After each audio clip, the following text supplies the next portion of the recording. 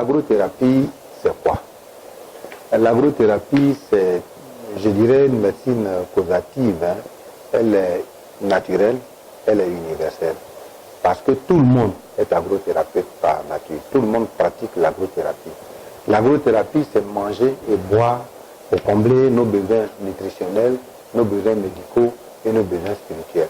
Mais comme l'homme est biologique, du point de vue scientifique, on dira que l'agrothérapie propose donc des aliments et des boissons des biologiques qui sont faits pour combler les besoins bionutritionnels, les besoins biomédicaux et les besoins biospirituels, parce que de toutes les façons, la spiritualité est aussi bio.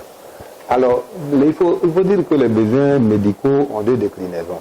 Il y a une déclinaison de vaccination, en médecine on parlera de la bioprophylaxie. Donc les aliments et boissons que nous mangeons vont pouvoir donner à l'organisme les substances qu'il faut pour s'auto-vacciner. Les aliments et les boissons que nous mangeons doivent pouvoir fournir à l'organisme les substances qu'il lui faut pour s'auto-traiter, c'est-à-dire s'auto-débarrasser de n'importe quelle maladie. Quand je dis n'importe quelle maladie, ça part de la plus simple mal de tête à la plus compliquée VIH/SIDA, en passant par des maladies dites incurables comme le diabète, l'hypertension artérielle, le cholestérol, les dysfonctionnements sexuels, bref, toutes ces maladies classées aujourd'hui au titre de maladies de la civilisation. Donc l'agrothérapie, c'est un peu ça. Alors l'agrothérapie a un deuxième aspect du fait que je sois un indicamètre. En indicamétrie, on dit que l'homme est biologique et ontologique. L'homme est biologique et ontologique, c'est-à-dire que l'homme est à la fois physique, matériel, et l'homme est immatériel, invisible. À l'église, on parlera d'aller sauver son âme en priant. Donc, mais naturellement, dans toutes les cultures du monde, l'homme a toujours été physique et l'homme a toujours été immatériel, invisible.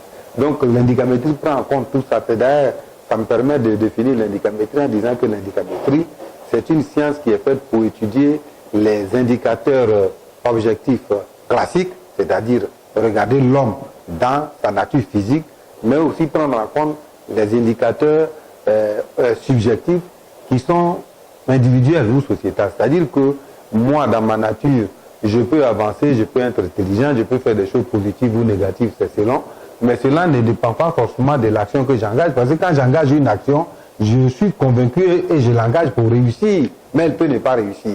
Donc cela dépend d'un facteur que je ne maîtrise pas, c'est le facteur subjectif. Donc l'indicamétrie a des instruments pour mesurer l'ensemble de ces facteurs objectifs et ces facteurs subjectifs et sortir un résultat qui, avec l'interprétation, peut orienter, disons, les choix alimentaires, les choix de boissons, les choix de vie, pour que cette personne-là puisse positiver sa vie. Donc, cette l'indicamétrie m'a donc permis de mettre en place, en association avec le professeur Moustapha Diabaté, ce qu'on appelle l'indica agrothérapie. Alors l'indica agrothérapie propose donc des aliments qu'on appelle des aliments bécamiques. Les aliments bécamiques, ce sont des aliments qui sont bionutritifs, ils sont bio-vaccino-traitants et ils sont bio-énergico-capacitaires. C'est-à-dire que quand on mange ces aliments, on peut rétablir son équilibre invisible en captant, en mobilisant suffisamment d'énergie positive, en mettant en avant ces capacités intrinsèques naturelles sur lesquelles on n'a pas toujours d'effet de contrôle. Donc c'est ça l'indica agrothérapie. Donc l'indica agrothérapie propose des produits bécamiques.